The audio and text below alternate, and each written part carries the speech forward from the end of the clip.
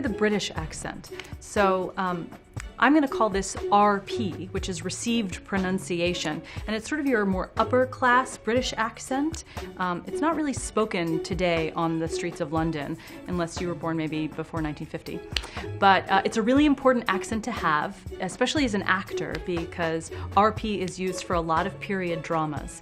So let's take a look at the oral posture for RP, British English. So the jaw is raised and brought forward a little, and the tongue is up but never pulled back. So some people find it useful to put their finger in between their teeth, and they find the oral posture of the RP accent like that. So you can give that a try if that's helpful to you. But the tongue is so far up in the mouth that words like little and department are easier to pronounce than in the general American oral posture where your jaw is open, where we'd say little or department, where we wouldn't get those T sounds.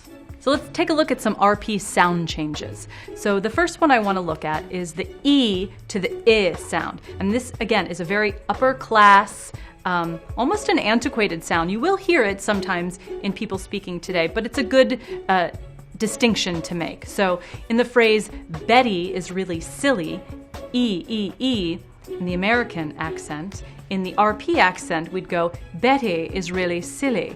Betty is silly. Take a look at that American sound. It's just another humdrum day turns into something a little more forward in the mouth. It's just another humdrum day. It's just another humdrum day. Just a really important distinction there.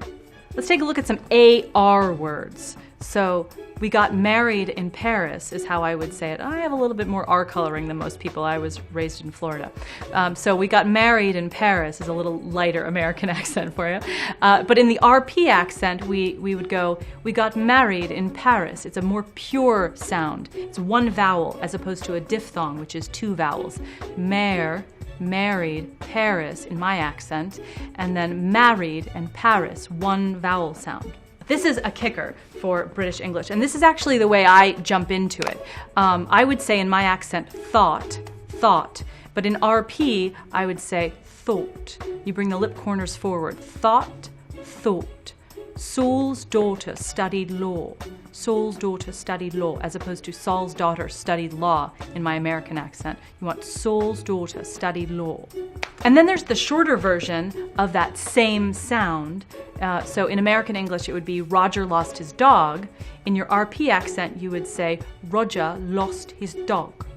Again, these ER sounds in American English turn into a more pure sound in the RP accent. I don't dare wear my hair like Mary turns into I don't dare wear my hair like Mary. Mary, I don't dare wear my hair like Mary. Same thing with the word sure. In American English, it would be sure. You get those two beats, sure. And in your RP accent, it would be sure. And same thing with the word far. Far, it's like two syllables, a diphthong, R, and in your British English, it would be far. Sometimes you get another diphthong created with words like here. In American English, it's here, ear. In your RP, it would be here. So a little bit of a schwa at the end, a little bit of an here. Give that a shot. So you've already noticed that in British English, or RP, there aren't a lot of R's. It's a non-rhotic accent, is what we call it. Except when a word ends with an R and the next word begins with a vowel. It's called elision. In my American accent, the phrase, my brother owns a number of them, my brother owns a number of them. In British English, you wouldn't say, my brother owns a number of them. You would say, my brother owns a number of them. My brother owns a number of them. I love the liquid U in RP. Duty, tutor. And especially if you're in a Shakespeare play, you want to say duke and not duke. Words ending in ARY or ORY, like preliminary and unnecessary, become shortened. So it's preliminary, unnecessary. If you're going for a very high class British accent, you want to try to tap the R's. Instead of hurry, you would say hurry. And very, very, very, very, very. I was very much in a hurry.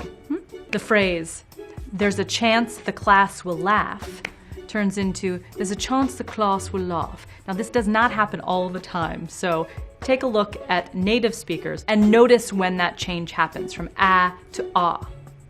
So what is the musicality of the RP accent? So you find a lot more pitch variation than in American English. So pitch variation and length.